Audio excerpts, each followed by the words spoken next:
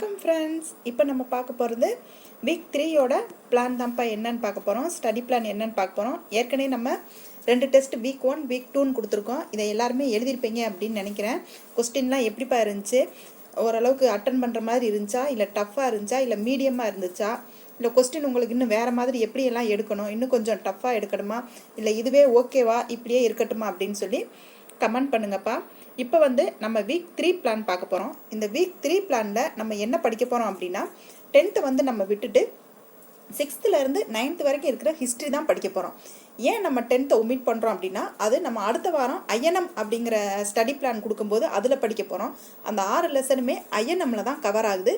நம்ம ஹிஸ்ட்ரிக்குள்ளே அந்த 10th இருக்கிற லெசன் வந்து நம்ம கவர் ஆகலை. அதனால நம்ம இந்த வாரம் வந்து நம்ம ஸ்டடி பிளான் ஹிஸ்ட்ரி தான்ப்பா கொடுத்துருக்கோம். அப்படி இருக்கும்போது நீங்கள் 10th விட்டுட்டு 6th to 9th மட்டும் படிங்க போதும். ப்ளஸ் இதுக்கு மேலே என்ன அப்படின்னு கேட்டிங்கன்னா, நம்ம தமிழுக்கு வந்து என்ன கொடுத்துருக்கோம்னா, 10th வந்து நியூ புக்கு பழைய புக்கு ரெண்டுமே கொடுத்துருக்கோம்.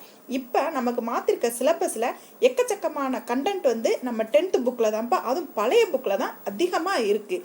பழைய புக்கா படிக்கணுமா மேம் அப்படின்னு கேட்டிங்கன்னா, கண்டிப்பாக படிக்கணும்ப்பா. ஒமிட் பண்ணவே பண்ணாதீங்க, கண்டிப்பாக படிக்கணும்.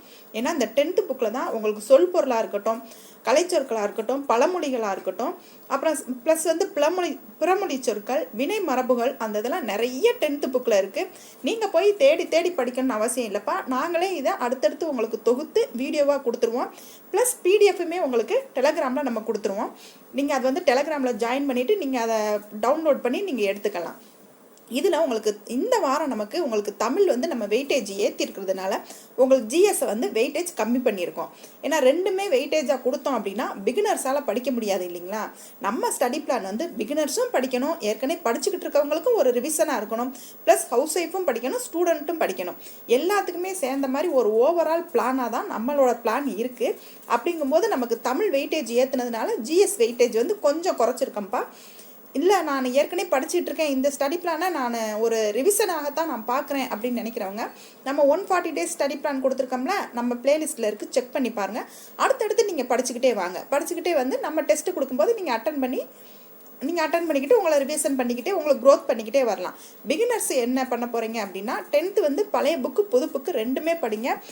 இதில் வந்து நீங்கள் புக் பேக் வந்து கண்டிப்பாக படித்தாகணும். ஏன்னா புக் பேக்கில் அதிகமான தகவல்கள் வந்து இருக்குது.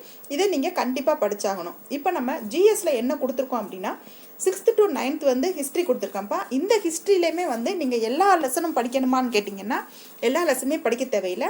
எந்தெந்த லெசன் படிக்கணும் அப்படின்னு சொல்லி நம்மளே பிரித்து கொடுத்துட்டோம். ஏன்னா நமக்கு சிலபஸில் கவர் ஆகிறது மட்டும் படித்தா போதும். நம்ம மித்தம் எதையுமே படித்து நம்ம டைம் வேஸ்ட் பண்ணிக்கிட்டு இருக்க வேண்டாம்.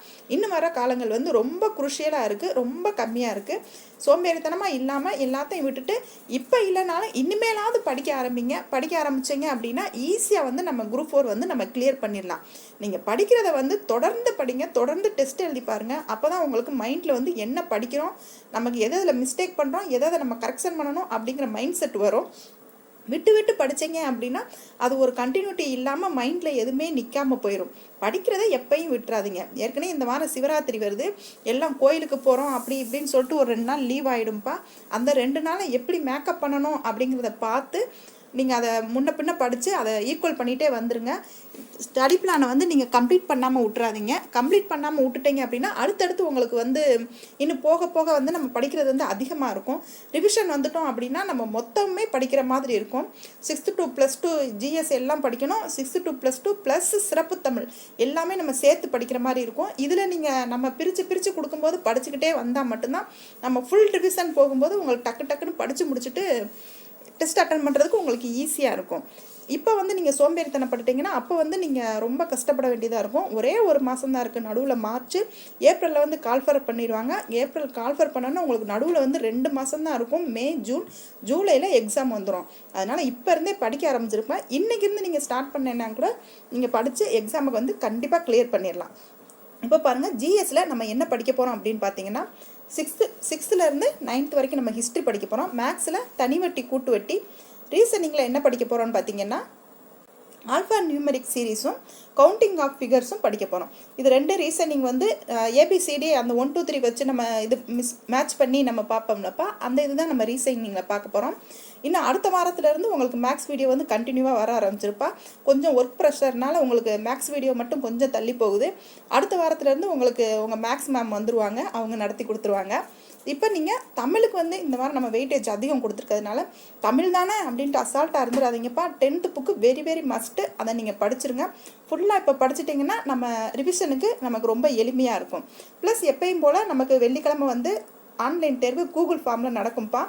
அந்த கூகுள் ஃபார்ம் வந்து உங்களுக்கு ஃப்ரைடே வந்து நைட்டு 7 மணிக்கு உங்களுக்கு ஓப்பன் ஆகும். சாட்டர்டே நைட்டு 7 மணிக்கு உங்களுக்கு க்ளோஸ் ஆயிரும். அதுக்குள்ளே நீங்கள் அந்த டெஸ்ட் எழுதி முடிச்சிருங்க. அந்த கூகுள் ஃபார்ம் டெஸ்ட் எழுதிட்டிங்கன்னா உங்களுக்கு எது தப்பு பண்ணுறீங்க, எது படிக்கணும் அப்படிங்கிறது தெரிஞ்சிடும். அது தெரிஞ்சதை நீங்கள் சனிக்கிழமை வந்து ரிவிஷன் பண்ணிவிட்டு ஞாயிற்றுக்கிழமை நீங்கள் பிடிஎஃப் தேர்வுக்கு ரெடி ஆயிருங்க. இந்த ஸ்டடி பிளான் வந்து ஓவராலாக எல்லாத்துக்கும் பிடிச்சிருக்கு அப்படின்னு நினைக்கிறேன். ஏன்னா இது நீங்கள் ரொம்ப எளிமையாக நீங்கள் படிச்சுட்டு வர மாதிரி ஸ்டடி பிளான் தான் கொடுத்துருக்கோம். ஃபாலோ பண்ணிக்கிட்டு வாங்கப்பா. ஈஸியாக நம்ம எக்ஸாமை கிளியர் பண்ணிடலாம். இப்போ 6th ஹிஸ்ட்ரியில் நீங்கள் என்னென்ன லெசன் படிக்கணும் அப்படிங்கிறத பார்ப்போம். இப்போ 6th ஹிஸ்ட்ரியில் வந்து நீங்கள் என்ன படிக்கணும் அப்படின்னா 6ஆம் வகுப்பு டேர்ம் 1ல் சிந்து சமவெளி நாகரிகம், தமிழ்நாட்டின் பண்டைய நாகரிகங்கள், இந்த 2 லெசன் மட்டும் படித்தா போதுமானது.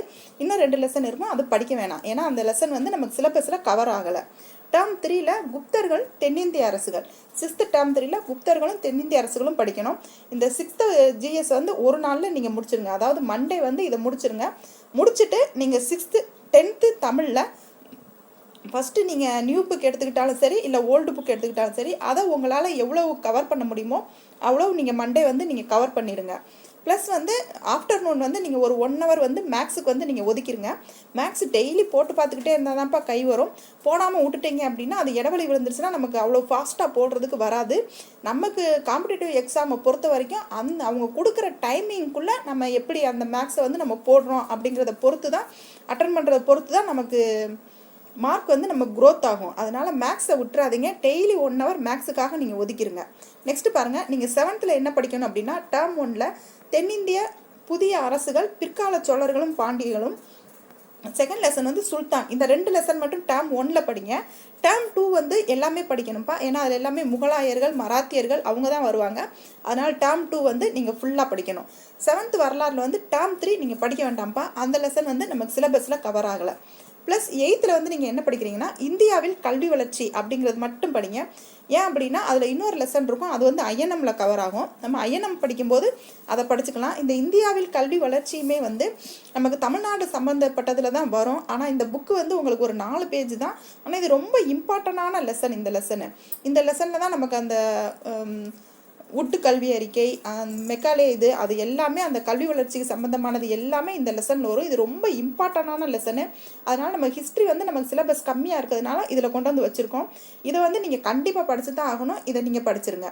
நெக்ஸ்ட்டு பாருங்கள், 9th நீங்கள் என்ன படிக்க போகிறீங்கன்னா இந்த ஒரே ஒரு லெசன் மட்டும் படிங்க. பண்டைய நாகரிகம், இடைக்கால இந்தியாவில் அரசும் சமூகமும் அப்படிங்கிற இந்த ஒரே ஒரு லெசன் மட்டும். ஹிஸ்ட்ரியை பொறுத்த வரைக்கும் தான்ப்பா நான் சொல்லிக்கிட்டு இருக்கேன், ஃபுல் ஜிஎஸ் சொல்லலை.